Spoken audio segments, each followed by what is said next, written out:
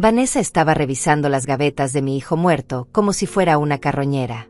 El sonido de los papeles siendo removidos con desesperación me revolvía el estómago mientras yo intentaba mantener la compostura en el funeral que acababa de terminar. Ella no sabía que yo ya conocía todo lo que buscaba. No sabía que Matías me había dejado una hacienda, 3 apartamentos y una cuenta bancaria con más de $200,000 solo a mi nombre. Y definitivamente no sabía que yo había decidido mantenerlo en secreto. El olor a rosas marchitas impregnaba toda la casa, mezclándose con el perfume barato que Vanessa había usado durante la ceremonia.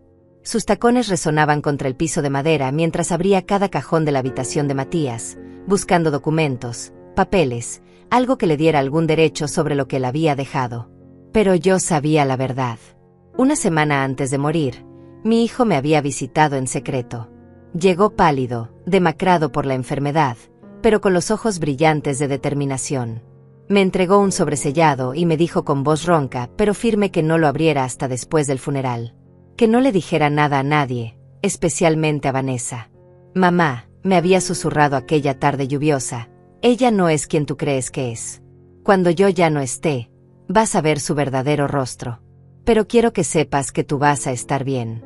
Mejor que bien. En ese momento no entendí por qué, pero ahora, viendo cómo ella revolvía sus pertenencias como buitre hambriento, todo cobraba sentido.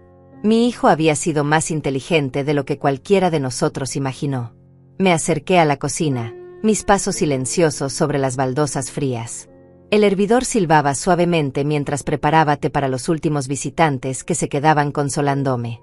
Mis manos, arrugadas pero firmes, temblaban ligeramente no por la edad, sino por la rabia contenida que me carcomía por dentro.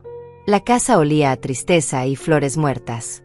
Los arreglos florales que habían enviado familiares y amigos comenzaban a marchitarse, sus pétalos cayendo sobre los muebles como lágrimas silenciosas.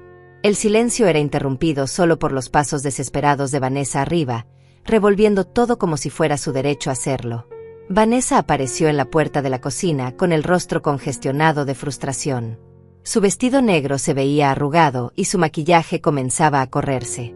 No había encontrado lo que buscaba, y eso la estaba volviendo loca. Araceli, me dijo con esa voz falsa que usaba cuando quería algo de mí. Necesitamos hablar sobre los papeles de Matías. Sobre sus cuentas bancarias, sus propiedades. Como su esposa, tengo derecho a saber todo. La miré fijamente, sintiendo como el calor del té se extendía por mi pecho. Por fuera mantenía mi expresión de suegra doliente, pero por dentro sonreía.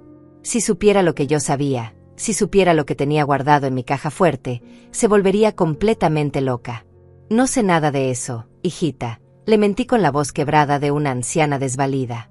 Matías nunca me contaba sus cosas de trabajo. Sus ojos se entrecerraron. No me creía, pero tampoco podía acusarme de estar mintiendo sin parecer cruel con una madre en duelo. El juego había comenzado, y ella no tenía idea de que ya había perdido. Durante las siguientes horas, observé su comportamiento mientras los invitados se despedían uno a uno. Vanessa fingía dolor, se limpiaba lágrimas inexistentes, abrazaba a la gente con una actuación que me daba náuseas. Pero yo la conocía. Había vivido con ella y Matías durante 2 años antes de que se mudaran a su propia casa, y había visto cómo lo trataba cuando pensaba que nadie miraba. Recordé aquella noche de diciembre cuando los escuché discutir. Vanessa le gritaba a Matías por no ganar suficiente dinero, por no comprarle las cosas que ella quería. Lo llamó mediocre, le dijo que se había casado con él esperando más. Mi hijo había salido de la casa caminando bajo la lluvia, y cuando regresó horas después, tenía los ojos rojos y el alma rota. Esa noche yo no dije nada. Pensé que era solo una pelea de matrimonio, algo que se resolvería con el tiempo. ¡Qué equivocada estaba! El sonido de la lluvia comenzó a golpear contra las ventanas, creando una sinfonía melancólica que acompañaba perfectamente el ambiente. Los últimos invitados se despedían en la sala, sus voces susurrando condolencias vacías que se perdían en el aire espeso de la tarde. Vanessa regresó a la habitación de Matías, y yo la seguí discretamente. La observé desde el marco de la puerta mientras ella abría el armario, revisaba entre la ropa, movía libros y fotografías con una desesperación que rayaba en la locura. «Tiene que haber algo», murmuró entre dientes, sin darse cuenta de que yo la estaba observando. Ese idiota no puede haberse llevado todos los secretos a la tumba. Sus palabras me atravesaron como dagas. ¿Idiota? ¿Le estaba diciendo idiota a mi hijo muerto? Mis puños se cerraron involuntariamente, y tuve que morderme la lengua para no explotar ahí mismo. Pero no. Tenía que ser paciente. Tenía que ser inteligente, como Matías me había enseñado. La venganza se sirve fría, y la mía estaba congelándose desde hacía exactamente una semana. Vanessa siguió revolviendo entre las pertenencias de mi hijo, tirando al suelo fotografías familiares, cartas que yo le había escrito cuando era niño, recuerdos que para ella no valían nada pero que para mí eran tesoros invaluables. Cada objeto que tocaba con sus manos codiciosas me enfurecía más. La vi abrir la última gaveta del escritorio y frotar su frente con desesperación. No había nada. Por supuesto que no había nada. Matías había sido cuidadoso, meticuloso. Él sabía exactamente lo que hacía cuando vino a visitarme aquella tarde. ¿Dónde están los papeles del banco?, me preguntó directamente, entrando a la cocina donde yo seguía preparándote mecánicamente. Tiene que haber algo.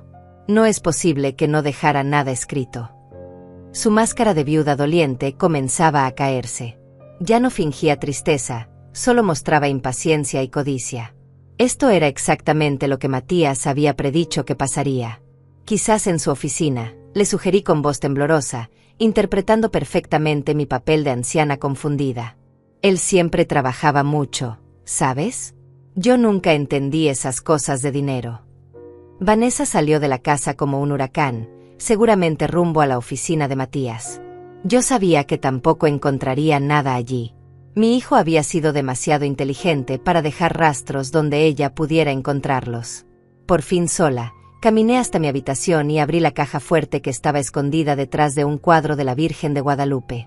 Allí estaba el sobre que Matías me había dado, junto con otros documentos que me había ido entregando durante sus últimas semanas de vida.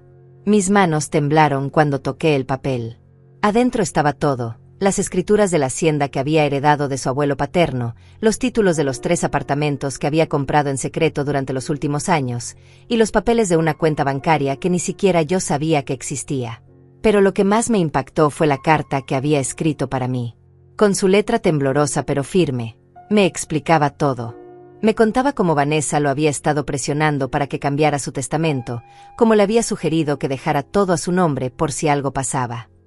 Me revelaba conversaciones telefónicas que había escuchado, planes que ella tenía para cuando él muriera. «Mamá», decía la carta, «ella piensa que soy tonto, pero yo sé exactamente qué tipo de mujer es.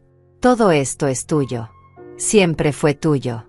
Yo solo fui el administrador hasta que llegara el momento correcto. Úsalo bien, y sobre todo, no dejes que ella te manipule. Eres más fuerte de lo que crees». Al final de la carta había una postdata que me hizo llorar. «Cuando llegue el momento, vas a saber exactamente qué hacer. Confío en ti más que en nadie en este mundo». Vanessa regresó de la oficina 3 horas después con las manos vacías y el rostro descompuesto por la ira. La vi a través de la ventana de la cocina, caminando hacia la casa como una fiera enjaulada. Sus tacones golpeaban el pavimento con una violencia que resonaba hasta donde yo estaba sentada, fingiendo leer el periódico mientras bebía mi 3ª taza de té. Cuando entró, azotó la puerta con tanta fuerza que los marcos de las fotografías familiares temblaron en las paredes. Su respiración era agitada, y tenía esa mirada salvaje que yo había visto solo una vez antes, cuando Matías le había negado dinero para comprarse una cartera de $5,000. «No hay nada», murmuró entre dientes, «más para sí misma que para mí. No hay absolutamente nada en esa oficina». Como si hubiera limpiado todo antes de... Se detuvo, dándose cuenta de que estaba hablando demasiado. Pero yo ya había captado la idea. Ella pensaba que Matías había escondido algo antes de morir, y tenía razón. Solo que no lo había escondido donde ella creía. «Ay, mijita», le dije con mi mejor voz de abuela preocupada, «ven acá, siéntate. Te ves muy alterada. Esto no puede ser bueno para tu salud». Vanessa me miró como si fuera una cucaracha que acababa de encontrar en su plato de comida. Durante 2 años había fingido respetarme, llamándome suegrita querida y abrazándome cuando Matías estaba presente. Pero ahora que él no estaba, su verdadera personalidad comenzaba a salir a la superficie. «Araceli, necesito que pienses muy bien», me dijo, acercándose a mí con esa sonrisa falsa que usaba cuando quería manipular a alguien. Matías tenía que tener ahorros. Tenía que tener propiedades. Un hombre no trabaja tanto durante tantos años para no dejar nada. Sus ojos brillaban con una codicia que me daba escalofríos. Era como si pudiera ver el dinero reflejado en sus pupilas, como si fuera lo único que importara en el mundo. Mi hijo acababa de ser enterrado hacía pocas horas, y ella ya estaba calculando cuánto podía obtener de su muerte. Mira, yo sé que tú eres una mujer inteligente, continuó, sentándose a mi lado y tomando mis manos con las suyas, frías como el hielo. Sé que Matías confiaba en ti más que en nadie. Si le dejó algo a alguien, tuvo que haberte dicho algo. La mentira salía de su boca con una facilidad que me asustaba. Vanessa nunca había pensado que yo fuera inteligente. Durante años me había tratado como una anciana inútil que no entendía nada del mundo moderno. Me había hecho sentir invisible en mi propia casa, me había excluido de conversaciones familiares, había rodado los ojos cada vez que yo trataba de participar en las decisiones. Recordé el día en que cumplí 68 años. Matías había organizado una pequeña celebración, nada elegante, solo nosotros tres y un pastel que yo misma había hecho porque Vanessa se había negado a ayudar. Durante toda la cena, ella estuvo hablando por teléfono, ignorando completamente que era mi cumpleaños. Cuando Matías le pidió que guardara el teléfono por respeto, ella le respondió que mi cumpleaños no era tan importante como sus cosas de trabajo. Mi hijo se disculpó conmigo esa noche, con lágrimas en los ojos. Me prometió que las cosas cambiarían, que él hablaría con ella. Pero yo sabía que no habría conversación que pudiera cambiar el corazón frío de esa mujer. Vanessa, cariño, le dije, apretando sus manos como si realmente creyera en su actuación. Ojalá pudiera ayudarte. Pero tú sabes cómo era Matías conmigo. Me trataba como si fuera de cristal, nunca me contaba sus preocupaciones para no angustiarme. Era mentira, por supuesto. Matías me contaba todo. Me había contado sobre sus inversiones, sobre los apartamentos que había comprado uno por uno durante los últimos 5 años, sobre la hacienda que había heredado del abuelo y que había mantenido en secreto porque sabía que Vanessa querría venderla inmediatamente. Me había contado también sobre las peleas constantes, sobre cómo ella le reprochaba no ser suficientemente ambicioso, no ganar suficiente dinero, no darle la vida que ella merecía. Me había contado sobre las amenazas sutiles, sobre cómo ella había comenzado a sugerir que tal vez sería mejor que él pusiera todas sus propiedades a nombre de los dos, por si algo pasaba. Pero algo tiene que haber, insistió Vanessa, levantándose y comenzando a caminar de un lado a otro de la cocina como un animal enjaulado. Un hombre no vive 35 años siendo tan responsable para no dejar nada a su familia. La palabra familia sonaba amarga en su boca. ¿Cuándo exactamente yo había dejado de ser familia para ella? ¿Cuándo había decidido que la única familia que importaba era ella misma? Tal vez deberíamos ir al banco mañana, sugirió, y yo pude ver las rueditas girando en su cabeza. Tal vez allí puedan decirnos algo. Como su esposa, tengo derecho a saber qué tenía. Asentí lentamente, como si la idea me pareciera sensata. Sí, tal vez eso sea buena idea, mijita. Aunque yo no entiendo mucho de esas cosas. Lo que Vanessa no sabía era que yo ya había estado en el banco la semana anterior, acompañada por Pablo, el abogado de confianza de Matías y amigo de la familia desde hacía más de 20 años. Pablo había sido quien había ayudado a mi hijo a estructurar todo legalmente, asegurándose de que cada documento estuviera perfectamente redactado y registrado. Su hijo fue muy específico en sus instrucciones, señor Araceli. Me había dicho Pablo esa tarde, mientras revisábamos los papeles en su oficina. Todo está a su nombre exclusivamente. La hacienda, los apartamentos, las cuentas bancarias. Vanessa no tiene ningún derecho legal sobre nada de esto. Pablo había conocido a Vanessa desde que se casó con Matías, y aunque nunca me había dicho nada directamente, yo sabía que él también había notado su verdadera naturaleza. Los abogados tienen un ojo especial para detectar a las personas codiciosas. ¿Y si ella trata de impugnar algo?, le había preguntado, aunque en el fondo ya conocía la respuesta. No tiene bases legales para hacerlo, había respondido Pablo con seguridad. Su hijo fue muy inteligente. Se casó con ella bajo separación de bienes, y todo lo que adquirió lo registró antes del matrimonio o lo mantuvo completamente separado. Además, tenemos las grabaciones. Las grabaciones. Esa había sido la idea más brillante de Matías. Durante los últimos 6 meses de su vida, había comenzado a grabar sus conversaciones con Vanessa usando una aplicación en su teléfono. No todas, solo las que sabía que serían importantes. Las peleas sobre dinero, las presiones para cambiar el testamento, las amenazas veladas, las manipulaciones emocionales. Cuando ella se entere de que no va a recibir nada, me había advertido Pablo, va a volverse peligrosa. Esté preparada para eso, señora Araceli. Las personas como Vanessa no aceptan la derrota fácilmente. Ahora, viéndola caminar por mi cocina como una loca, calculando mentalmente cuánto dinero podía obtener de la muerte de mi hijo, entendía perfectamente lo que Pablo había querido decir. Vanessa se detuvo frente al refrigerador y se quedó mirando las fotografías que tenía pegadas allí. Fotos de Matías cuando era niño, fotos de nosotros en vacaciones familiares, fotos de su graduación, de su boda. En todas las fotos familiares anteriores al matrimonio, él se veía genuinamente feliz. En las fotos posteriores, aunque sonreía, yo podía ver la tristeza en sus ojos. Estas fotos, dijo de repente, señalando una imagen de Matías con 5 años, abrazándome en el parque. Todas estas fotos van a tener que irse. Necesito redecorar esta casa completamente. Mis manos se congelaron alrededor de la taza de té. ¿Redecorar? ¿Qué quería decir con eso? Esta casa es muy vieja, muy anticuada, continuó, como si estuviera hablando sola. Con lo que vale el terreno en este barrio, podríamos conseguir un buen precio. O tal vez remodelarla completamente y venderla por más. Ahí estaba. La verdad desnuda y cruda. No habían pasado ni 6 horas desde el funeral de mi hijo, y ella ya estaba planeando vender mi casa. La casa donde Matías había crecido, donde había dado sus primeros pasos, donde había traído sus primeras novias, donde habíamos celebrado cada uno de sus cumpleaños hasta el día de su muerte. Vanessa, le dije con voz muy suave, esta es mi casa, querida. Se volteó hacia mí con una sonrisa que me heló la sangre. Una sonrisa que no llegaba a sus ojos y que mostraba todos sus dientes como un depredador a punto de atacar a su presa. Ay, Araceli, me dijo con condescendencia, obviamente tú vas a vivir con nosotras. Bueno, conmigo ahora. No puedes quedarte sola a tu edad. No sería seguro. ¿Nosotras? ¿De qué estaba hablando? Verás, continuó, sentándose frente a mí y tomando nuevamente mis manos. He estado pensando en todo esto mientras estaba en la oficina. Tú necesitas cuidado. Yo necesito compañía. Podemos vender esta casa, usar ese dinero junto con lo que sea que Matías haya dejado, y comprar algo más pequeño, más moderno.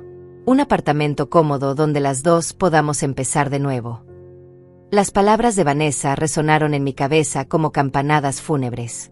¿Un apartamento donde las dos pudiéramos empezar de nuevo?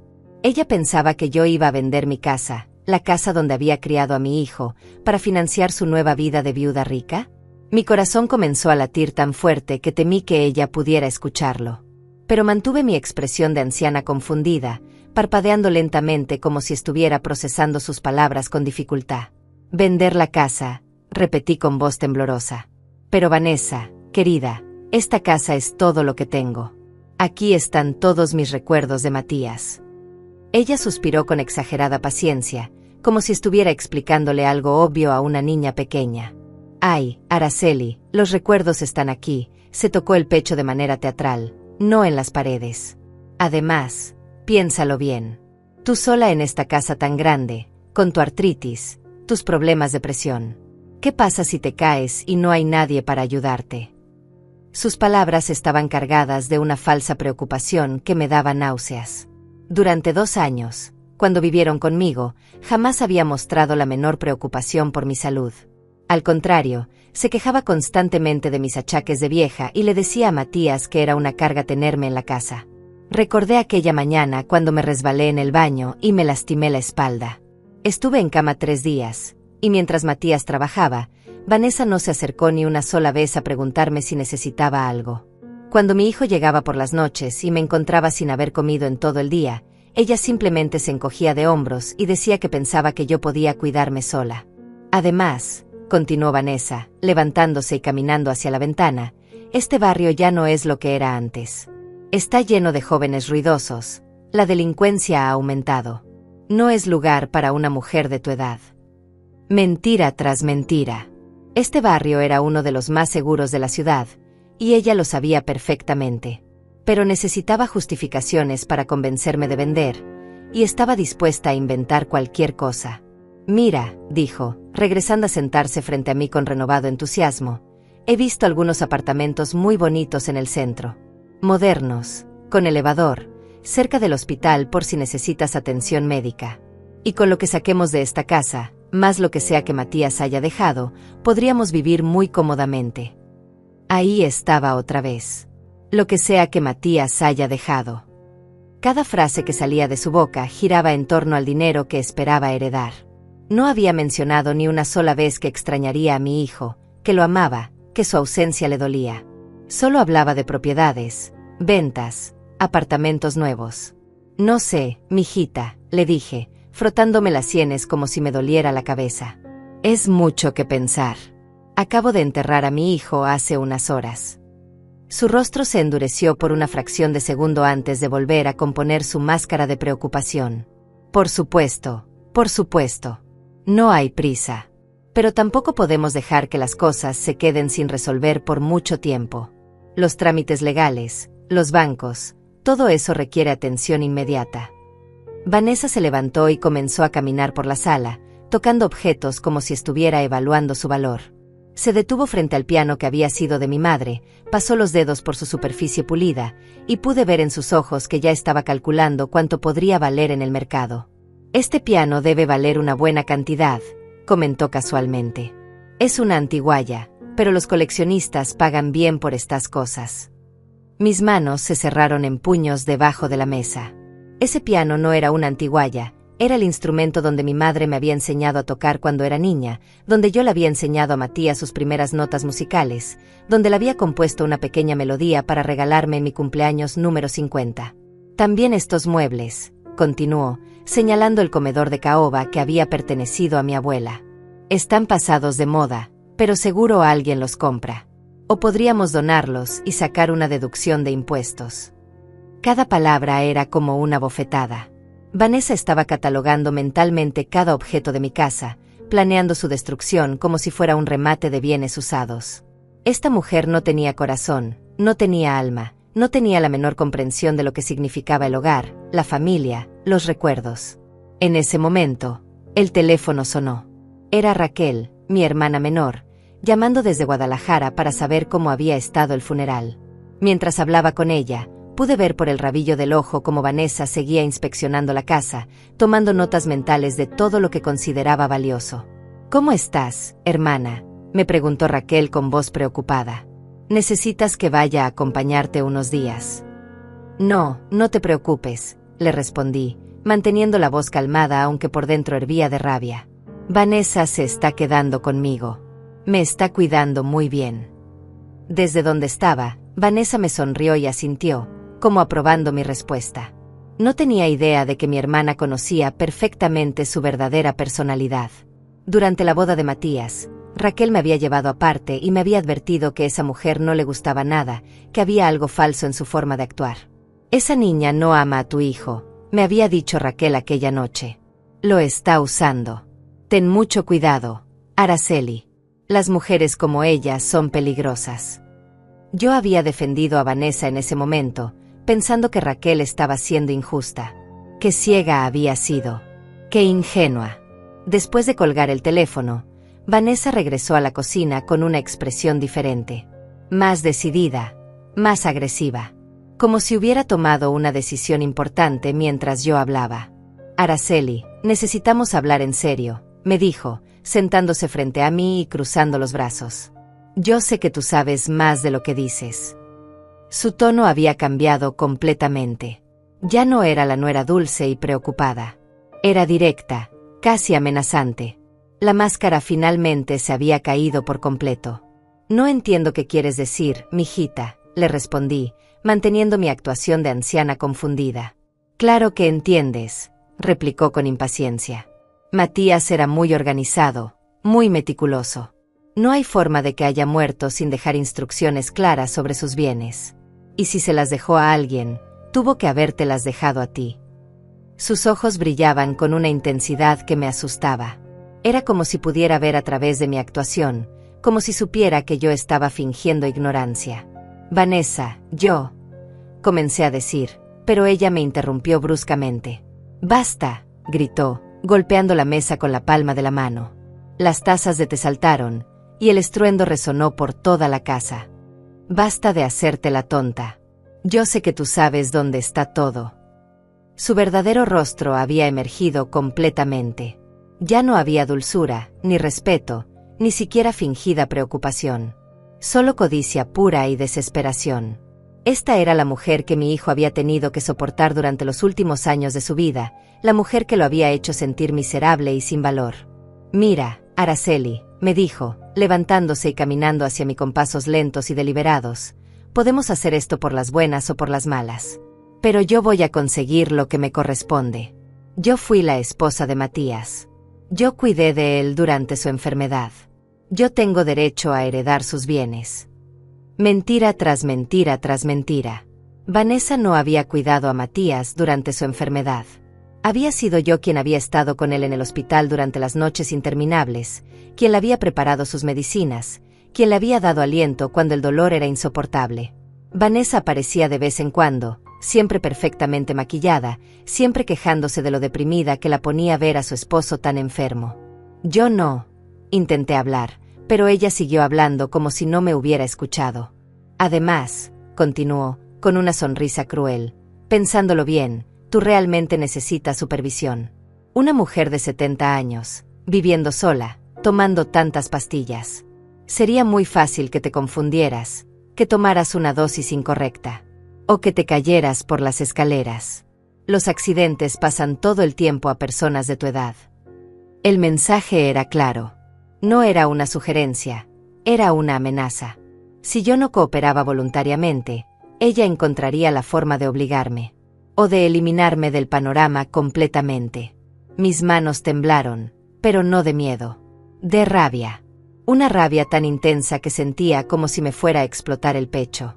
Esta mujer acababa de amenazar mi vida, en mi propia casa, el mismo día del funeral de mi hijo. Pero entonces recordé las palabras de Matías en su carta: cuando llegue el momento, vas a saber exactamente qué hacer. Y las palabras de Pablo: esté preparada. Las personas como Vanessa no aceptan la derrota fácilmente. El momento había llegado. Era hora de mostrarle a esta víbora que había subestimado gravemente a la anciana indefensa que pensaba que era. Tienes razón, le dije finalmente, levantándose lentamente de la silla. Los accidentes pasan todo el tiempo. Vanessa sonrió, pensando que había ganado, que me había intimidado exitosamente. No tenía idea de que acababa de firmar su propia sentencia. Sabía que entrarías en razón, me dijo con satisfacción. Mañana mismo vamos al banco, y después al abogado. Vamos a resolver todo esto rápidamente. Asentí lentamente, como si fuera una anciana derrotada que había aceptado su destino. Pero por dentro, estaba sonriendo. Mañana iba a ser un día muy interesante. Esa noche no pude dormir. No por miedo, sino por la anticipación de lo que vendría. Vanessa se había quedado en el cuarto de huéspedes, y yo podía escuchar sus pasos inquietos arriba, caminando de un lado a otro como un animal enjaulado. Seguramente estaba calculando números, planeando su nueva vida financiera, imaginándose gastando el dinero que creía que pronto sería suyo. A las 3 de la madrugada, la escuché bajar a la cocina. Me quedé quieta en mi cama, fingiendo dormir, mientras ella revolvía en los cajones con el sigilo de una ladrona. El sonido de papeles siendo movidos llegaba hasta mi habitación. Estaba buscando algo, cualquier cosa que le diera una pista sobre las finanzas de Matías. Lo que no sabía era que yo había estado despierta toda la noche, no por nervios, sino organizando mentalmente cada paso de lo que haría al día siguiente. Pablo me había dado instrucciones muy específicas sobre cómo manejar la situación cuando llegara este momento. A las 6 de la mañana, bajé a la cocina como si fuera mi rutina normal.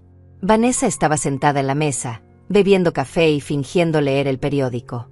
Tenía ojeras profundas y el cabello despeinado. Era obvio que ella tampoco había dormido. «Buenos días, mijita», le dije con mi voz más dulce. «¿Cómo dormiste?» «Muy bien», mintió, sin levantar la vista del periódico. ¿A qué hora abre el banco? Directa al grano. Ni siquiera se molestó en preguntar cómo había dormido yo, o si necesitaba ayuda para preparar el desayuno. Solo le importaba llegar al banco lo más pronto posible. A las 9, le respondí, sirviendo 2 tazas de café. Pero primero tengo que hacer una llamada. Sus ojos se alzaron inmediatamente, alertas como los de un halcón. ¿Una llamada? Sí, a Pablo, el abogado de Matías. Él me dijo que antes de ir al banco, necesitaba hablar conmigo sobre algunos documentos. Pude ver la tensión en sus hombros. La idea de involucrar a un abogado claramente no estaba en sus planes. Probablemente había esperado que pudiéramos ir al banco solas, donde ella podría manipular la situación más fácilmente. ¿Documentos? ¿Qué tipo de documentos?, preguntó, tratando de sonar casual pero fallando miserablemente. No lo sé exactamente, mentí. Algo sobre el testamento, creo. Matías había mencionado que tenía algunas cosas pendientes con Pablo. El rostro de Vanessa se puso pálido. La palabra testamento había caído como una bomba en la conversación. Durante todas sus búsquedas desesperadas, probablemente había esperado que no existiera un testamento formal, que todo se resolviera según las leyes de herencia matrimonial. Bueno, dijo finalmente, tratando de recuperar su compostura, supongo que es mejor resolver todo de una vez. Marqué el número de Pablo desde el teléfono de la cocina, asegurándome de que Vanessa pudiera escuchar toda la conversación. Pablo y yo habíamos planeado esta llamada la noche anterior. Pablo, buenos días, dije cuando él contestó. Soy Araceli. ¿Podríamos vernos hoy en tu oficina? Vanessa quiere ir al banco, pero creo que primero deberíamos revisar esos documentos que me mencionaste. Por supuesto, señora Araceli, respondió Pablo con su voz profesional. De hecho, es mejor que vengamos primero aquí. Hay algunas cosas importantes que necesitan saber ambas antes de hacer cualquier trámite bancario. Vanessa se había acercado tanto al teléfono que prácticamente estaba respirando sobre mi hombro. Sus manos temblaban ligeramente mientras sostenía su taza de café. ¿A las 10 está bien?, preguntó Pablo. Perfecto, respondí. Ahí estaremos. Cuando colgué, Vanessa me miraba con una expresión que no logré descifrar completamente. Era una mezcla de ansiedad, expectativa y algo que parecía sospecha. ¿Qué tipo de documentos crees que sean?, me preguntó, tratando de sonar despreocupada. No tengo idea, querida, le respondí, fingiendo la misma ignorancia que había mantenido durante todo este tiempo. Tú sabes que yo nunca entendí esas cosas legales. Pero por dentro, estaba sonriendo. Sabía exactamente qué documentos íbamos a revisar. El testamento completo de Matías, los títulos de propiedad de la hacienda y los apartamentos, los estados de cuenta bancarios, y sobre todo, las grabaciones que él había hecho durante los últimos meses. El viaje a la oficina de Pablo fue tenso y silencioso. Vanessa conducía mi auto con movimientos bruscos, frenando y acelerando de manera errática. Sus nudillos estaban blancos de tanto apretar el volante, y podía ver gotas de sudor en su frente a pesar de que el aire acondicionado estaba encendido. La oficina de Pablo estaba ubicada en un edificio elegante del centro de la ciudad. Cuando llegamos, su secretaria nos hizo pasar inmediatamente a su despacho, donde él nos esperaba con una pila de documentos perfectamente organizados sobre su escritorio. Pablo era un hombre de 60 años, con cabello canoso y una presencia que imponía respeto inmediato. Había sido amigo de mi familia durante décadas, y conocía a Matías desde que era adolescente. También conocía muy bien a Vanessa, y aunque siempre había sido cortés con ella, yo sabía que no tenía una buena opinión de su carácter. Señoras, nos saludó formalmente. Por favor, tomen asiento. Tenemos varias cosas importantes que discutir. Vanessa se sentó en el borde de la silla, con la espalda rígida y las manos entrelazadas sobre su regazo. Yo me acomodé más relajadamente, porque sabía que todo lo que estaba por venir era exactamente lo que Matías había planeado. Antes que nada, comenzó Pablo, quiero expresarles mis más sinceras condolencias por la pérdida de Matías. Era un hombre excepcional, y su muerte es una gran pérdida para todos los que lo conocíamos. Vanessa asintió mecánicamente, pero yo pude ver que estaba impaciente por llegar a los aspectos financieros de la reunión. No le interesaban las condolencias ni los homenajes emocionales. Solo quería saber cuánto dinero iba a recibir. Ahora, continuó Pablo, Abriendo una carpeta gruesa, vamos a revisar el testamento de Matías. Él fue muy específico en sus instrucciones, y quería asegurarse de que todo estuviera perfectamente claro. Vanessa se inclinó hacia adelante, y pude ver que contenía la respiración. Este era el momento que había estado esperando desde el funeral. El momento en que descubriría exactamente cuánto valdría la muerte de su esposo. Pablo comenzó a leer con voz clara y profesional. Yo, Matías Rivera López, en pleno uso de mis facultades mentales y sin presión de ningún tipo, declaro como mi última voluntad y testamento lo siguiente. La introducción legal parecía interminable para Vanessa, que se movía inquieta en su silla.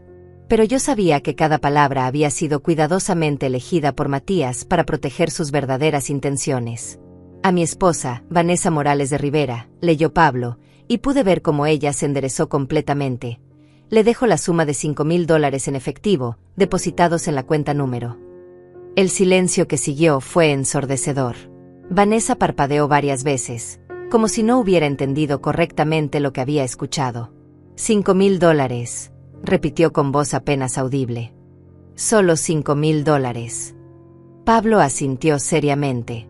Esa es la cantidad especificada en el testamento. Sí. El rostro de Vanessa comenzó a cambiar de color, pasando del blanco al rojo intenso. Sus manos se cerraron en puños, y pude ver las venas de su cuello hinchándose de ira. Eso es imposible, dijo entre dientes. Tiene que haber un error. Yo soy su esposa. Yo tengo derecho a la mitad de todo lo que él tenía. Pablo la miró con expresión profesional pero firme. Me temo que no, señora Vanessa. Su matrimonio se realizó bajo el régimen de separación de bienes, por petición específica suya en ese momento. Además, todos los bienes que Matías poseía los adquirió antes del matrimonio o los mantuvo completamente separados de los bienes matrimoniales. Recordé perfectamente esa conversación sobre el régimen matrimonial. Había sido idea de Vanessa insistir en la separación de bienes, porque en ese momento ella tenía deudas considerables que no quería que afectaran a Matías. Qué irónico que ahora esa misma decisión la estuviera perjudicando. Pero tiene que haber más, insistió Vanessa, con voz cada vez más desesperada. La casa, los apartamentos, las cuentas bancarias. ¿A quién se los dejó? Pablo me miró, y yo asentí casi imperceptiblemente. Era momento de la revelación completa. El resto de la herencia, continuó Pablo, incluyendo la hacienda familiar, 3 apartamentos en el centro de la ciudad, 2 cuentas bancarias con un total aproximado de $200,000, y todas las inversiones restantes, se las dejó completamente a su madre, la señora Araceli Rivera. El silencio que siguió fue tan profundo que se podía escuchar el tic-tac del reloj de pared en la oficina. Vanessa me miró como si me hubiera salido una segunda cabeza, con los ojos tan abiertos que parecía que se le iban a salir de las órbitas. ¿Qué? Susurró finalmente. Todo a ella. La expresión en el rostro de Vanessa era algo que jamás voy a olvidar. Era como si hubiera visto un fantasma, como si el mundo entero se hubiera volteado de cabeza en cuestión de segundos. Su boca se abría y cerraba como la de un pez fuera del agua, sin poder articular palabra. Todo, confirmó Pablo con voz firme. La señora Araceli es la única heredera universal de todos los bienes de Matías, con excepción de los $5,000 que le corresponden a usted, señora Vanessa. Vanessa se levantó de la silla tan bruscamente que la hizo caer hacia atrás. El estruendo resonó por toda la oficina, pero ella ni siquiera se dio cuenta. Estaba completamente concentrada en procesar la información que acababa de recibir. Eso no puede ser legal, gritó, con voz cada vez más aguda. Yo soy su esposa. Estuve casada con él durante 5 años. 5 años de mi vida. Pablo mantuvo su compostura profesional, pero yo pude ver en sus ojos que ya había anticipado esta reacción. Señora Vanessa, le aseguro que todo está perfectamente legal. Su esposo tenía el derecho absoluto de disponer de sus bienes como considerara conveniente, especialmente bajo el régimen de separación de bienes bajo el cual se casaron. Pero él estaba enfermo, continuó gritando Vanessa, comenzando a caminar de un lado a otro de la oficina como una loca. Estaba bajo medicamentos. No estaba en sus cabales cuando hizo esto. Me temo que tengo que contradecirla, respondió Pablo calmadamente, abriendo otra carpeta. Tengo aquí los reportes médicos completos de Matías durante los últimos 6 meses de su vida. En ningún momento los doctores reportaron algún deterioro en sus capacidades mentales. De hecho, específicamente solicité evaluaciones psicológicas para asegurarme de que estaba completamente competente al momento de redactar su testamento. La cara de Vanessa se puso roja como un tomate. Sus manos temblaban de rabia, y podía ver que estaba luchando por no explotar completamente. Además, continuó Pablo, Matías me pidió específicamente que grabara en video la firma de su testamento. Quería asegurarse de que no hubiera ninguna duda sobre su estado mental o la validez de sus decisiones. Vanessa se volteó hacia mí con una mirada llena de veneno. Tú, me señaló con el dedo acusadoramente. Tú sabías todo desde el principio. Por eso te hacías la tonta. Me estabas mintiendo. Me mantuve sentada tranquilamente, con las manos sobre mi regazo, mirándola con la misma expresión calmada que había mantenido durante todo este tiempo. No te mentí, Vanessa. Simplemente no te conté algo que no era asunto tuyo. Claro que era asunto mío, gritó, acercándose tanto a mi silla que pude oler su aliento agrio. Yo era su esposa. Tenía derecho a saber. Tenías derecho a saber lo que él considerara apropiado contarte, le respondí con voz firme pero serena. Y aparentemente, él consideró que no debía saber nada de esto. Las palabras cayeron sobre ella como baldazos de agua fría. Por primera vez desde que había comenzado su rabieta, se quedó completamente callada. Pude ver en sus ojos que estaba procesando la implicación completa de lo que acababa de escuchar. Su propio esposo no había confiado en ella lo suficiente como para contarle sobre su herencia. Su propio esposo había preferido mantenerla en la ignorancia completa sobre sus finanzas. Su propio esposo había elegido darle solo $5,000 mientras le dejaba una fortuna completa a su madre. Pero yo lo cuidé durante su enfermedad, balbuceó, con voz cada vez más débil. Yo estuve ahí para él. Era increíble cómo podía mentirse a sí misma tan descaradamente. Yo había sido quien había estado con Matías durante sus noches de dolor, quien había dormido en una silla junto a su cama de hospital, quien había sostenido su mano cuando los doctores daban noticias desalentadoras. ¿Lo cuidaste?, le pregunté, y por primera vez desde que había comenzado esta farsa, dejé que se escuchara un toque de dureza en mi voz. ¿Cuántas noches te quedaste en el hospital con él, Vanessa? Ella abrió la boca, pero no salió ningún sonido. ¿Cuántas veces le preparaste sus medicinas? Continué. ¿Cuántas veces cancelaste tus planes para estar con él cuando se sentía mal? Yo trabajaba, murmuró débilmente. Tenía responsabilidades. Claro, respondí. Y él lo sabía. Por eso tomó las decisiones que tomó. Pablo intervino antes de que la conversación se volviera más tensa. Señora Vanessa, entiendo que esto es una sorpresa para usted, pero le aseguro que todo está en orden legal. Si desea impugnar el testamento, está en su derecho de hacerlo, pero debo advertirle que será muy difícil que tenga éxito. Por supuesto que voy a impugnarlo, gritó Vanessa, recuperando parte de su energía anterior. Esto es ridículo. Una manipulación. Seguramente ella lo convenció de hacer esto. Me temo que también tengo evidencia que contradice esa teoría, dijo Pablo, abriendo otra carpeta más gruesa.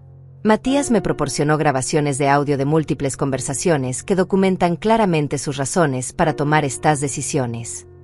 El rostro de Vanessa se volvió ceniciento. Grabaciones. Sí, confirmó Pablo. Conversaciones donde se discuten temas financieros, presiones para cambiar testamentos anteriores y varias discusiones sobre la gestión de bienes familiares.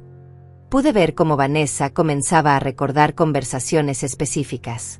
Su mente estaba corriendo, tratando de recordar exactamente qué había dicho y cuándo lo había dicho. La paranoia se estaba apoderando de ella. Eso es ilegal, tartamudeó. No se puede grabar a alguien sin su consentimiento. En realidad, sí se puede, respondió Pablo. En este estado, solo se necesita el consentimiento de una de las partes involucradas en la conversación. Matías tenía el derecho legal de grabar sus propias conversaciones. Vanessa se dejó caer en su silla, finalmente comprendiendo la magnitud de la situación. No solo había perdido la herencia que esperaba, sino que existía evidencia documentada de su comportamiento durante el matrimonio. ¿Puedo escuchar esas grabaciones?, preguntó con voz apenas audible. Pablo me miró. Y yo asentí. Había llegado el momento de que Vanessa escuchara exactamente qué pensaba su difunto esposo sobre ella. Pablo conectó un pequeño reproductor de audio y presionó play. La voz de Matías llenó la oficina, clara y reconocible, aunque más débil de como yo la recordaba en sus días saludables. Pablo, necesito que entiendas mi situación completamente. Vanessa ha estado presionándome durante meses para que cambie mi testamento. Me dice constantemente que no es justo que mi madre herede la hacienda familiar, que como mi esposa ella tiene más derecho a esas propiedades. La voz se pausó, y luego continuó. Anoche me dijo textualmente que cuando yo muriera, lo primero que haría sería vender la hacienda para comprar un apartamento en Miami. Dijo que no pensaba desperdiciar su viudez cuidando propiedades viejas en México. Punto. Vanessa se había puesto completamente pálida. Esas habían sido sus palabras exactas. Y ahora estaba escuchando cómo su esposo moribundo las repetía para un abogado. La grabación continuó. También me preocupa cómo trata a mi madre. Ayer la escuché decirle a una amiga por teléfono que cuando yo muriera, iba a mandar a mi madre a un asilo porque no pensaba cargar con una anciana el resto de su vida. Punto. Mis ojos se llenaron de lágrimas, no de tristeza, sino de alivio. Mi hijo había sabido exactamente qué tipo de mujer era Vanessa, y había tomado medidas para protegerme. Por todas estas razones, concluyó la voz de Matías en la grabación, he decidido dejarle a Vanessa solo una cantidad simbólica y asegurarme de que mi madre esté protegida financieramente por el resto de su vida. Cuando la grabación terminó, el silencio en la oficina era ensordecedor. Vanessa tenía la cabeza entre las manos, y sus hombros temblaban. No sabía si era de rabia, vergüenza, o una combinación de ambas. Hay más grabaciones, añadió Pablo suavemente. Pero creo que con esta es suficiente para entender las razones detrás de las decisiones de Matías. Vanessa levantó la cabeza lentamente. Sus ojos estaban rojos, pero no de tristeza. Era pura rabia lo que veía en ellos. Esto no se va a quedar así, me dijo con voz venenosa. Voy a luchar por lo que me corresponde. Voy a conseguir abogados, voy a impugnar cada documento, cada grabación, cada decisión. Se levantó bruscamente y se dirigió hacia la puerta, pero antes de salir, se volteó hacia mí una última vez. Y tú, me señaló con el dedo, vas a lamentarte de haberme engañado. Nadie me toma el pelo y sale ileso. La puerta se cerró detrás de ella con un golpe que hizo temblar las ventanas. Pablo y yo nos quedamos en silencio por unos momentos, procesando lo que acababa de suceder. ¿Está preocupada?, me preguntó Pablo finalmente. Sonreí por primera vez en días. Para nada. De hecho, creo que lo más interesante apenas está comenzando. Los siguientes 3 días fueron una montaña rusa emocional. Vanessa había desaparecido completamente después de la reunión con Pablo, llevándose todas sus pertenencias de mi casa mientras yo estaba en el mercado. No me dejó una nota, no se despidió, simplemente se esfumó como si nunca hubiera existido. Al principio sentí una paz extraña. Por primera vez en años, mi casa volvía a sentirse como mi hogar. No había tacones resonando agresivamente en el piso, no había suspiros dramáticos cada vez que yo hablaba, no había esa tensión constante en el aire que Vanessa llevaba consigo a donde fuera. Pero Pablo me había advertido que esto era solo la calma antes de la tormenta. Las personas como ella no se rinden fácilmente, me había dicho. Va a reagruparse y va a regresar con una estrategia diferente. Tenía razón. El 4º día, recibí una llamada que cambió todo. Señora Araceli Rivera, preguntó una voz masculina formal al otro lado de la línea. Sí, soy yo, respondí, aunque algo en el tono de la voz me puso inmediatamente en alerta. Mi nombre es Isaías Mendoza, soy abogado. Represento a la señora Vanessa Morales en un caso relacionado con la herencia de su hijo Matías Rivera. Mi corazón se aceleró, pero mantuve la voz calmada. ¿Y qué puedo hacer por usted, licenciado? Señora Rivera, mi clienta me ha informado que existen irregularidades graves en el testamento de su hijo. Hemos decidido proceder con una impugnación formal, alegando influencia indebida, coacción y posible deterioro mental del testador. Las palabras me golpearon como bofetadas. Vanessa realmente iba a cumplir su amenaza. Había conseguido un abogado y estaba dispuesta a pelear. Licenciado, le respondí, tratando de mantener mi voz firme, le sugiero que hable con el abogado Pablo Herrera. Él tiene toda la documentación legal que demuestra que el testamento de mi hijo es completamente válido. Ya hemos revisado la documentación del licenciado Herrera, replicó Mendoza con tono condescendiente. Y francamente, encontramos varios puntos cuestionables. Las grabaciones de audio, por ejemplo, podrían haber sido manipuladas o tomadas fuera de contexto. Fuera de contexto, repetí, sintiendo como la rabia comenzaba a hervir en mi pecho. Además, continuó el abogado, mi clienta me ha informado que usted ejerció una influencia considerable sobre su hijo durante sus últimos meses de vida. Un hombre enfermo, deprimido, bajo medicamentos fuertes, fácilmente podría haber sido manipulado por una figura materna dominante. ¿Figura materna dominante? Yo. La mujer que durante 5 años había permitido que su nuera la tratara como una sirvienta en su propia casa. La mujer que había guardado silencio mientras veía a su hijo sufrir en un matrimonio tóxico. La mujer que jamás había interferido en las decisiones de su hijo adulto.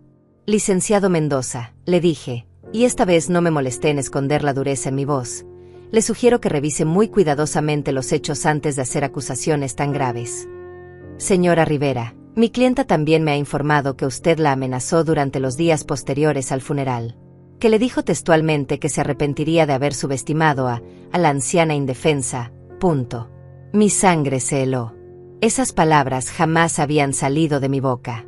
Vanessa estaba inventando conversaciones completas, creando una narrativa donde yo era la villana y ella la víctima inocente.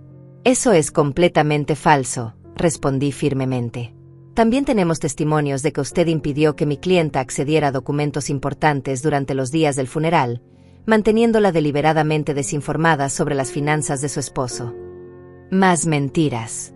Vanessa había construido una versión completamente distorsionada de los eventos, pintándome como una manipuladora calculadora que había aprovechado la enfermedad de su hijo para robarle la herencia a su pobre nuera. Licenciado, creo que esta conversación ha llegado a su fin, le dije. Cualquier comunicación adicional debe hacerse a través de mi abogado, Pablo Herrera. Por supuesto, respondió Mendoza con un tono que sonaba casi triunfante. Pero antes de colgar, quiero informarle que también estamos investigando la posibilidad de presentar cargos criminales por fraude y manipulación de persona vulnerable. Colgué el teléfono con manos temblorosas. ¿Cargos criminales? Vanessa no solo quería impugnar el testamento, sino que también quería mandarme a la cárcel. Inmediatamente llamé a Pablo, quien me pidió que fuera a su oficina de inmediato. Cuando llegué, él ya había recibido los documentos oficiales de la impugnación. Es peor de lo que pensé, me dijo Pablo, revisando los papeles con expresión seria. No solo están impugnando el testamento, sino que también están alegando que usted cometió abuso de anciano contra su propio hijo. Abuso de anciano, repetí, incrédula. ¿Cómo pueden alegar eso? Dicen que usted ejerció control financiero indebido sobre Matías, que lo aisló de su esposa, y que se aprovechó de su condición mental deteriorada para manipularlo. Era surrealista. La mujer que había pasado los últimos 5 años siendo invisible en su propia familia, ahora era acusada de ser una manipuladora dominante y abusiva. Pablo, esto es ridículo. Tú conoces la verdad. Yo sí, pero un juez no nos conoce.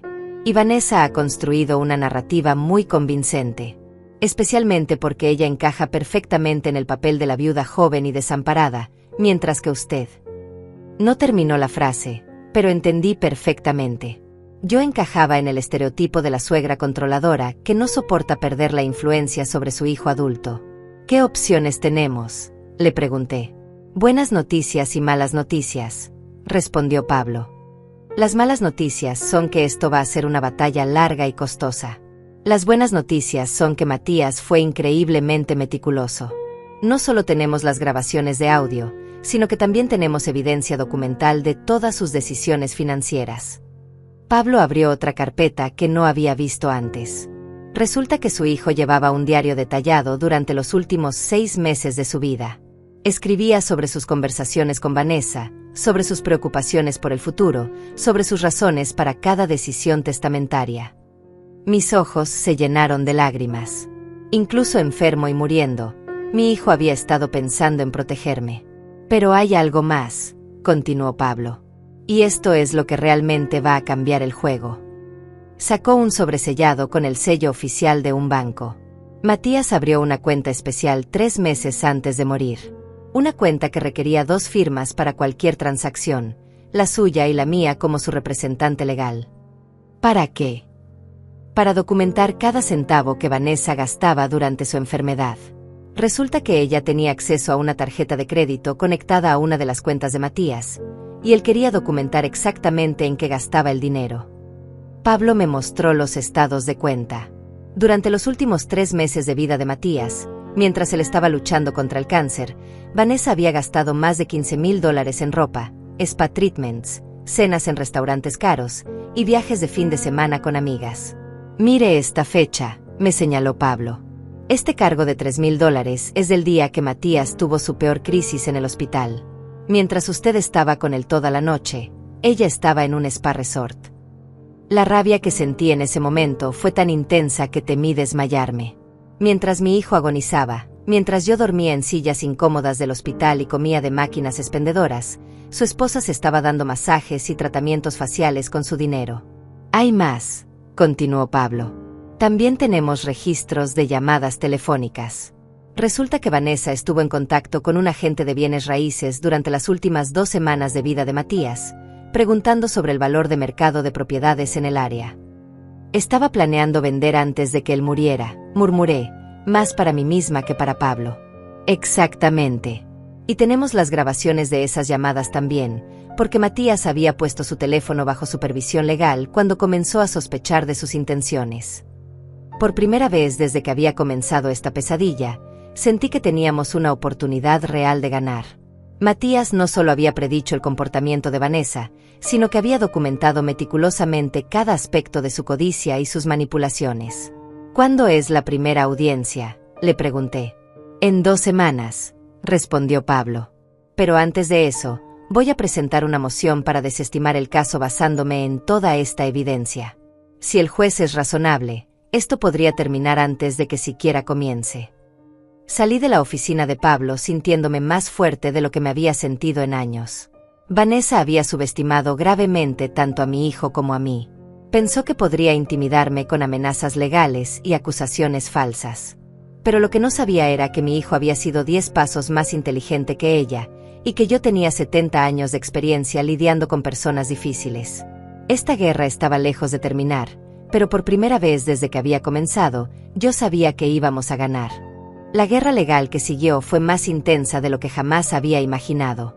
Durante las siguientes 3 semanas, mi vida se convirtió en una sucesión constante de llamadas de abogados, citas en oficinas, y noches sin dormir revisando documentos que Pablo necesitaba que verificara.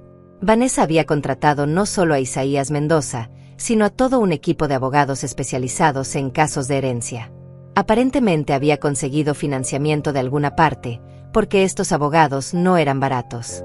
Pablo sospechaba que había pedido un préstamo contra la expectativa de ganar el caso, lo cual la hacía aún más desesperada y peligrosa. La primera audiencia fue una experiencia surrealista.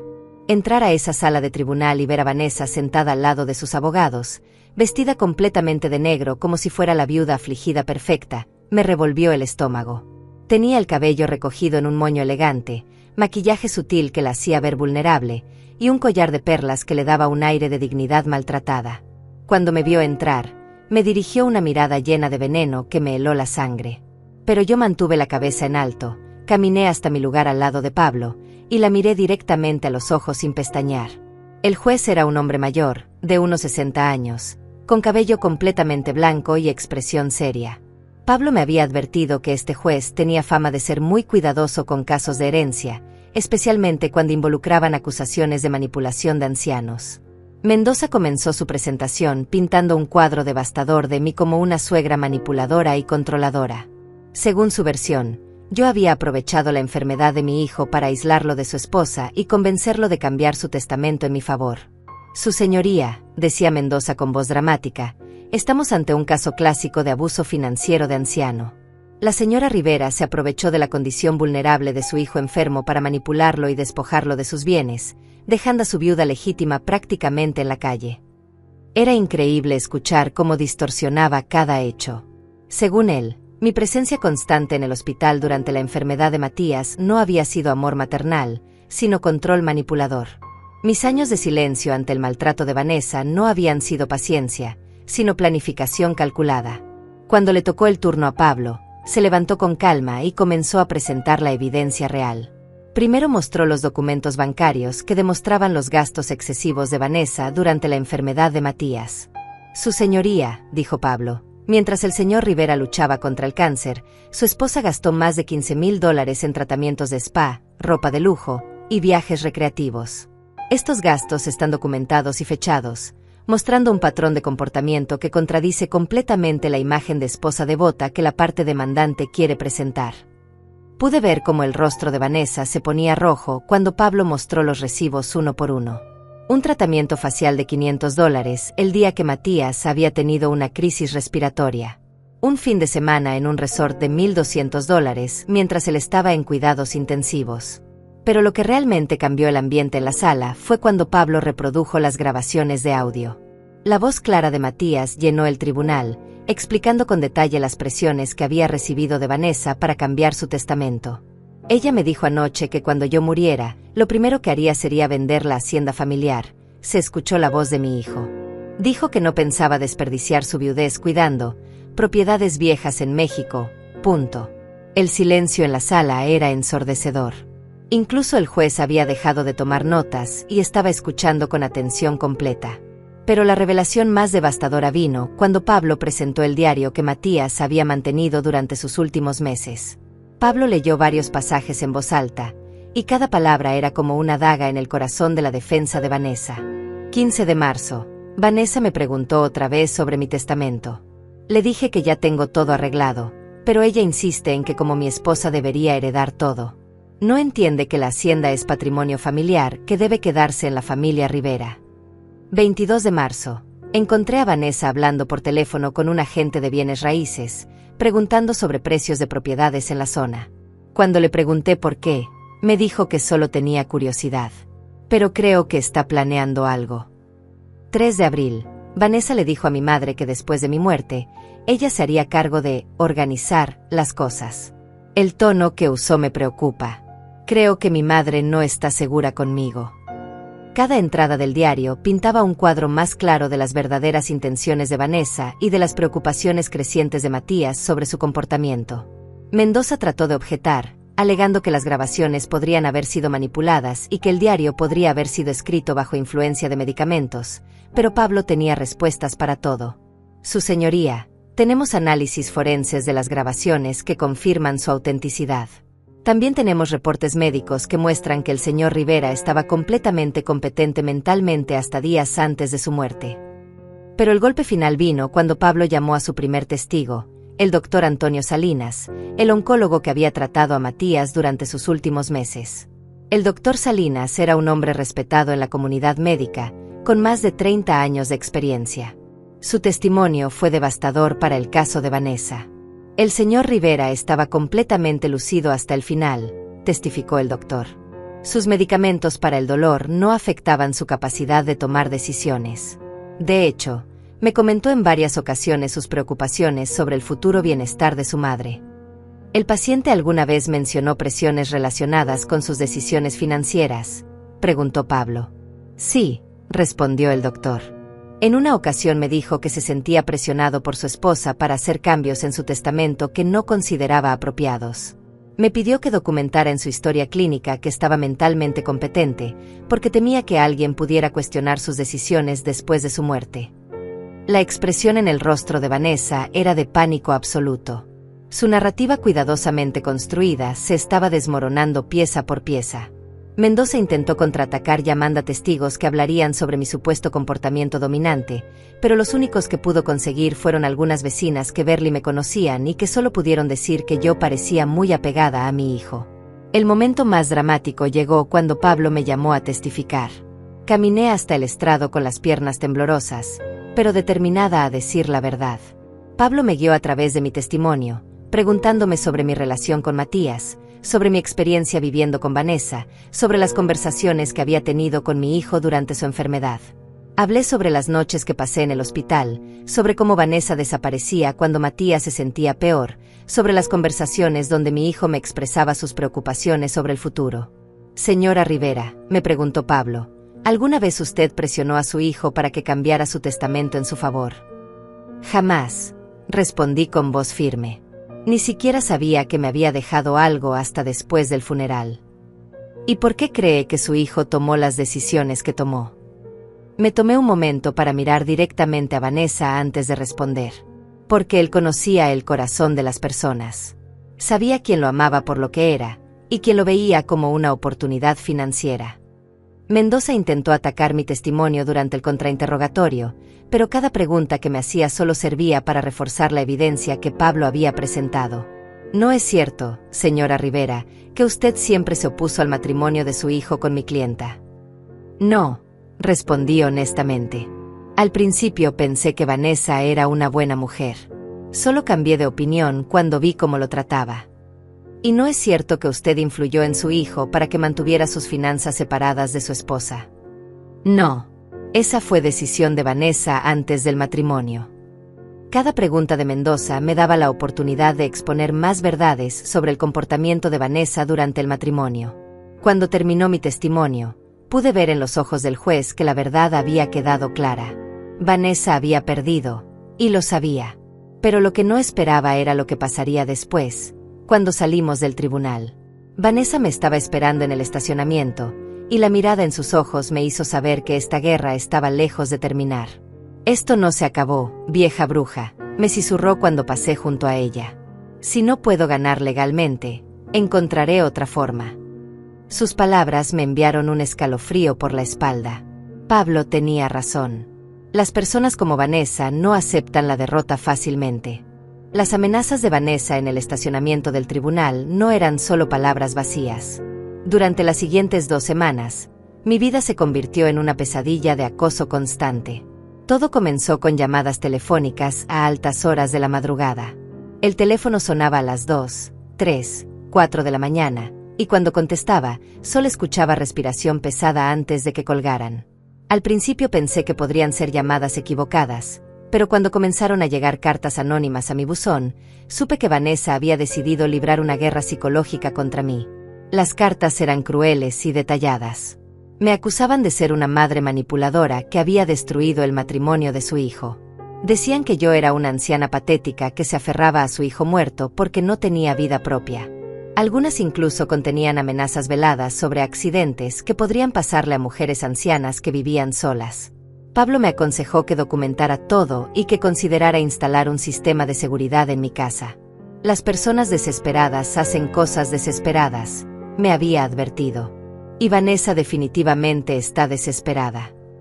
Tenía razón. Una noche, alrededor de las 11, escuché ruidos extraños en mi jardín trasero.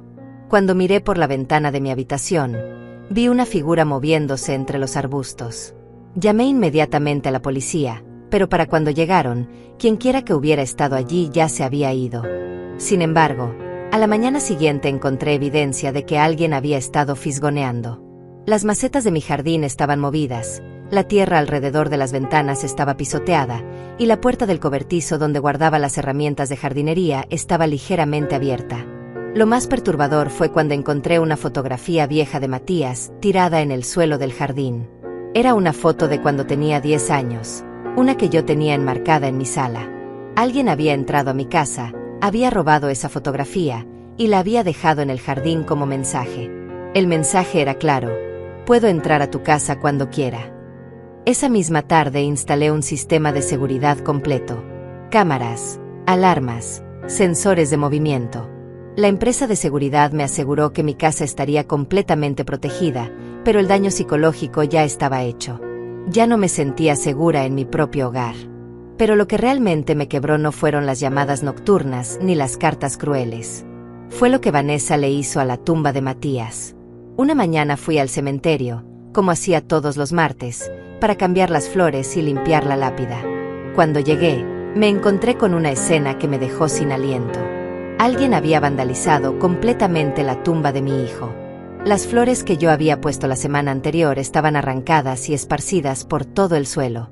La lápida tenía grafiti escrito con marcador permanente: aquí yace un hijo manipulado por su madre. Las pequeñas decoraciones que yo había colocado con tanto amor estaban rotas y tiradas. Pero lo más doloroso era una carta plastificada que habían dejado sobre la tumba. Era una carta de Matías obviamente falsa, escrita con letra que pretendía imitar la suya, donde supuestamente él me pedía perdón por haber traicionado a su esposa y me rogaba que hiciera lo correcto entregándole la herencia a Vanessa. Me desplomé sobre la tumba de mi hijo y lloré como no había llorado desde el día de su muerte. No era solo dolor, era rabia. Una rabia tan profunda y primitiva que sentí como si me fuera a consumir por completo. ¿Cómo se atrevía a profanar la tumba de mi hijo? ¿Cómo se atrevía a usar su memoria para torturarme?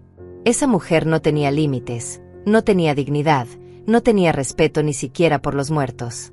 Llamé inmediatamente a Pablo y a la policía. Las cámaras de seguridad del cementerio habían captado a una mujer llegando durante la madrugada, pero llevaba capucha y anteojos de sol, por lo que no se podía identificar claramente. Sin embargo, la estatura y la forma de caminar eran claramente las de Vanessa. «Ya es suficiente», me dijo Pablo cuando llegó al cementerio. «Vamos a solicitar una orden de restricción inmediatamente. Y vamos a presentar cargos por vandalismo, acoso y violación de sepultura». Pero yo sabía que una orden de restricción no iba a detener a Vanessa. Ella había cruzado una línea que no tenía retorno. Había atacado la memoria de mi hijo muerto, y eso era algo que jamás le iba a perdonar. Esa noche, sentada en mi casa rodeada de cámaras de seguridad y sistemas de alarma, tomé una decisión. Ya no iba a ser la víctima en esta historia. Ya no iba a permitir que Vanessa me intimidara o me torturara. Era hora de usar las armas que mi hijo me había dejado. Llamé a Pablo a las 7 de la mañana. «Quiero que presentemos una demanda contra Vanessa», le dije sin preámbulos. «¿Qué tipo de demanda?», me preguntó, todavía medio dormido. «Quiero demandarla por difamación, acoso, daños emocionales y cualquier otra cosa que se te ocurra. Quiero que sienta lo que se siente estar en el lado receptor de una batalla legal». Pablo se quedó callado por un momento. «Araceli, ¿estás segura? Eso va a escalar la situación considerablemente». «Pablo», le dije con una voz que no reconocía como mía, «esa mujer profanó la tumba de mi hijo. Escribió graffiti en su lápida. Si no hacemos algo drástico ahora, esto va a continuar hasta que una de las dos esté muerta». «Está bien», respondió Pablo finalmente. «Pero si vamos a hacer esto, lo vamos a hacer bien. Vamos a usar toda la artillería que tenemos». Durante los siguientes días, Pablo y yo trabajamos en construir el caso más sólido posible contra Vanessa. No solo por el vandalismo de la tumba, sino por todo el patrón de acoso que había establecido durante las últimas semanas. Pero Pablo tenía una sorpresa más para mí. Resulta que Matías no solo documentó el comportamiento de Vanessa durante su matrimonio, me dijo durante una de nuestras reuniones. También documentó algo más. Sacó una carpeta que no había visto antes. Su hijo contrató a un investigador privado durante sus últimos meses de vida. ¿Un investigador privado? Sí. Resulta que Vanessa no solo era codiciosa, sino que también era infiel. Mi corazón se detuvo. ¿Qué? Pablo me mostró fotografías y reportes detallados. Vanessa había estado teniendo una aventura con un hombre llamado Rafael durante los últimos 6 meses del matrimonio. Las fotos los mostraban entrando y saliendo de hoteles, besándose en restaurantes, comportándose como una pareja en múltiples ocasiones. Matías lo sabía todo, me explicó Pablo. Pero decidió no confrontarla porque no quería que el drama afectara sus últimos meses de vida. En lugar de eso, documentó todo para usarlo si era necesario después de su muerte. ¿Por qué no me dijiste esto antes? Porque Matías me pidió específicamente que solo lo usara si Vanessa se volvía realmente peligrosa. Y después de lo que pasó en el cementerio, creo que hemos llegado a ese punto. Las fotografías me revolotearon el estómago, pero también me llenaron de una satisfacción extraña. Finalmente tenía evidencia concreta de que Vanessa no era la viuda devota que pretendía ser. Era una mentirosa, una manipuladora y una adúltera. ¿Qué hacemos con esto?, le pregunté. Lo usamos para destruir completamente su credibilidad, respondió Pablo con una sonrisa que no había visto antes. Si ella quiere guerra, le vamos a dar guerra. Pero lo que no esperábamos era lo que Vanessa haría cuando se enterara de que habíamos descubierto su aventura. Porque una mujer desesperada con secretos que proteger es capaz de hacer cualquier cosa.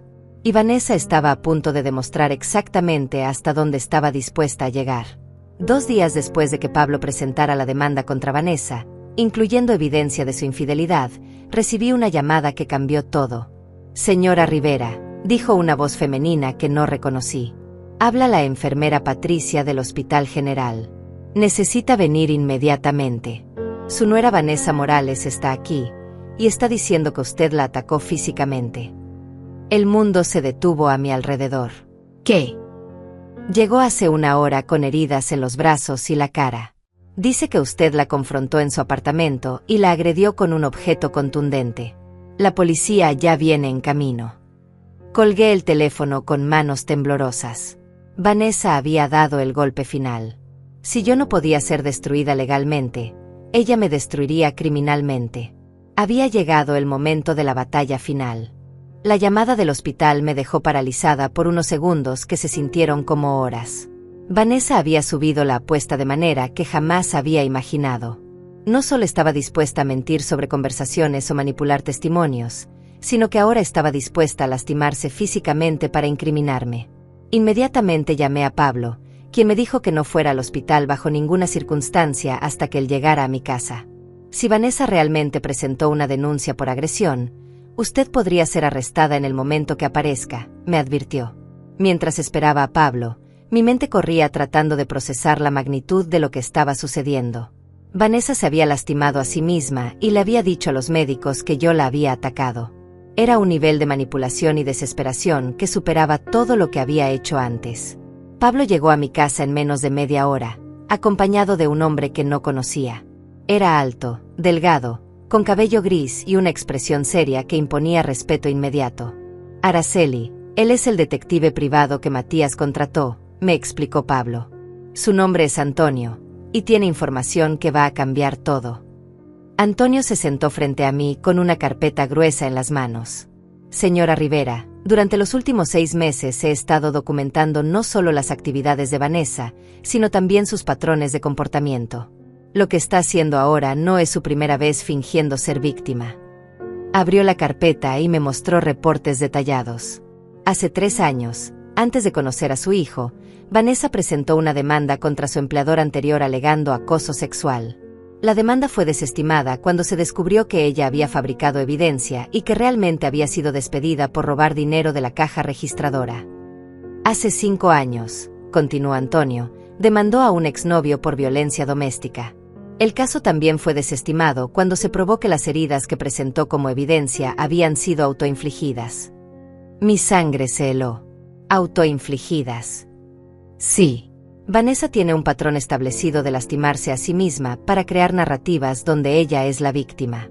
Los médicos que examinaron sus heridas en el caso anterior notaron que los ángulos y la profundidad de los cortes eran consistentes con ser autoinfligidos. Pablo tomó la palabra. Por eso Matías contrató a Antonio. Había comenzado a sospechar que Vanessa era capaz de cualquier cosa, y quería protegerla a usted de exactamente lo que está pasando ahora. «¿Pero cómo vamos a probar que se lastimó a sí misma esta vez?», les pregunté. Antonio sonrió por primera vez desde que había llegado. «Porque tengo algo que Vanessa no sabe que tengo». Sacó un pequeño dispositivo de la carpeta. «Durante las últimas 3 semanas, desde que comenzó el acoso, he estado vigilando su apartamento. Tengo cámaras de seguridad escondidas que documentan todo lo que entra y sale de su edificio. Y tengo grabaciones de esta mañana que muestran a Vanessa saliendo de su apartamento completamente ilesa a las 9 de la mañana. Luego tengo grabaciones de ella regresando a las 10:30, entrando al edificio con las mismas ropas y sin ninguna herida visible». Mi corazón comenzó a latir más rápido. Entonces tengo grabaciones de ella saliendo nuevamente a las 11:15, esta vez con vendajes en los brazos y marcas visibles en la cara. Entre las 10:30 y las 11:15, ella estuvo sola en su apartamento. No hay forma de que usted la haya atacado. El viaje al hospital fue tenso, pero también emocionante. Por primera vez desde que había comenzado esta pesadilla, sentía que tenía control real sobre la situación. Vanessa había cometido un error fatal, y finalmente íbamos a poder demostrar su verdadera naturaleza ante todo el mundo. Cuando llegamos al hospital, la policía ya estaba allí tomando la declaración de Vanessa. Pablo se identificó como mi abogado y solicitó hablar con los oficiales encargados del caso. Mi clienta no solo es inocente de los cargos presentados, les dijo Pablo a los policías, sino que tenemos evidencia de que la supuesta víctima se infligió las heridas a sí misma para presentar una denuncia falsa. Antonio se adelantó y mostró las grabaciones. Los oficiales estudiaron las imágenes cuidadosamente. Vanessa saliendo sin heridas, regresando sin heridas, y finalmente saliendo con vendajes evidentes. Entre las 10:30 y las 11:15, explicó Antonio, ella estuvo completamente sola en su apartamento. No hay registro de ninguna otra persona entrando o saliendo del edificio durante ese tiempo. Cuando los oficiales confrontaron a Vanessa con la evidencia, su historia se desmoronó completamente. Primero trató de cambiar su versión, luego alegó que las cámaras habían sido manipuladas, finalmente insistió en que había una conspiración en su contra. Señora Rivera, me dijo el oficial senior, no solo no va a ser arrestada, sino que vamos a presentar cargos contra la señora Morales por presentar una denuncia falsa. Pero el colapso final de Vanessa fue aún más espectacular. Cuando se dio cuenta de que había perdido completamente, que enfrentaba cargos criminales y que toda su reputación estaba destruida, hizo algo que reveló su verdadero carácter para siempre. Gritó en medio del hospital que yo era una bruja manipuladora que había envenenado a su esposo contra ella. Comenzó a amenazarme a voz en cuello, diciendo que encontraría la forma de hacer que pagara por arruinar su vida. Su máscara de víctima vulnerable se desintegró completamente, mostrando a la mujer venenosa y codiciosa que realmente era. Los oficiales tuvieron que esposarla cuando intentó atacarme físicamente en el pasillo del hospital. Mientras se la llevaban, seguía gritando amenazas e insultos que todos los presentes pudieron escuchar. 6 meses después, Vanessa fue condenada por presentar denuncias falsas, acoso, vandalismo de sepultura y múltiples cargos relacionados con su campaña de terror contra mí. El juez, impresionado por la evidencia abrumadora de su patrón de comportamiento manipulador, le dio la sentencia máxima permitida. Mientras tanto, yo comencé una nueva vida que jamás había imaginado posible. Con la herencia que Matías me había dejado, establecí una fundación para ayudar a viudas mayores que habían sido víctimas de abuso financiero o emocional. La hacienda familiar se convirtió en un refugio donde mujeres como yo podían encontrar paz, apoyo legal y la oportunidad de reconstruir sus vidas. También ayudé a docenas de familias que habían pasado por situaciones similares, proporcionándoles recursos legales y emocionales para enfrentar a quienes los habían manipulado o abusado. Pablo se convirtió no solo en mi abogado, sino en un querido amigo que me ayudó a navegar mi nueva realidad. Antonio siguió trabajando conmigo, documentando casos de abuso y ayudando a otras víctimas a encontrar justicia. La tumba de Matías fue restaurada completamente, y ahora está rodeada de un hermoso jardín que mantengo personalmente. Cada martes voy a visitarlo, y le cuento sobre las vidas que hemos cambiado, sobre las mujeres que hemos ayudado, sobre cómo su último acto de amor hacia mí se multiplicó en bendiciones para tantas otras. Vanessa nunca volvió a contactarme. Escuché que después de cumplir su sentencia, se mudó a otro estado, donde probablemente está buscando a su próxima víctima. Pero eso ya no es mi problema. Ahora, a los 72 años, finalmente entiendo lo que Matías quiso decir en su carta cuando escribió que yo era más fuerte de lo que creía. No necesitaba que nadie me rescatara o me protegiera. Solo necesitaba la oportunidad de mostrar de qué estaba hecha. Hay momentos en la vida cuando el universo nos pone pruebas que parecen imposibles de superar. Pero también nos da las herramientas exactas que necesitamos para no solo sobrevivir, sino para florecer de maneras que jamás imaginamos. Mi hijo me conocía mejor que yo misma. Sabía que cuando llegara el momento, yo encontraría la fuerza para proteger no solo su legado, sino para transformar mi dolor en propósito. Cada vez que una mujer llega a nuestra fundación, rota y asustada, sintiéndose invisible e indefensa, le digo lo mismo que ahora les digo a ustedes. Nunca subestimen el poder de una mujer que ha decidido que ya es suficiente. Porque cuando finalmente nos cansamos de ser víctimas, nos convertimos en algo mucho más peligroso para quienes nos han subestimado. Nos convertimos en mujeres libres.